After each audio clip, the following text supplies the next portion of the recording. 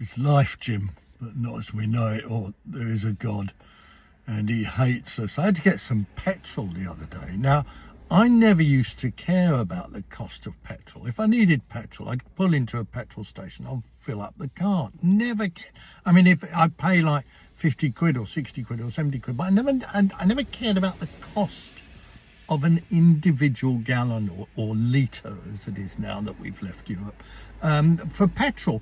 So this changed when, you know, I was talking to somebody and they said, look, you're spending all this money on petrol. Why don't you look at the cost of an individual litre when you go to the petrol station? So anyway, I started to do that. Now I'm obsessed about it. I mean, I can drive hundreds of miles just to save a couple of pence on petrol. Anyway, I went to a petrol station the other day and it said 134.9, okay, for a litre of unleaded. So I thought, well, that's all right, I'll get that.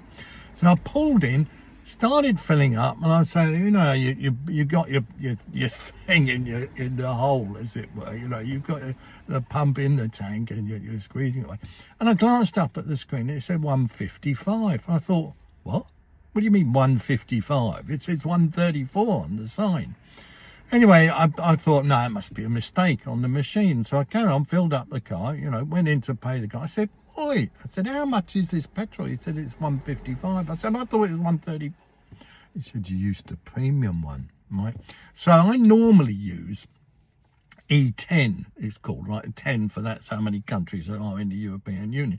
But I ended up using E5, okay, which is the number of countries in the United States of Kingdom. And I didn't realise that it's like supreme, you know, it's supreme, taste the difference, petrol or whatever it is. So don't be like Jules, all right?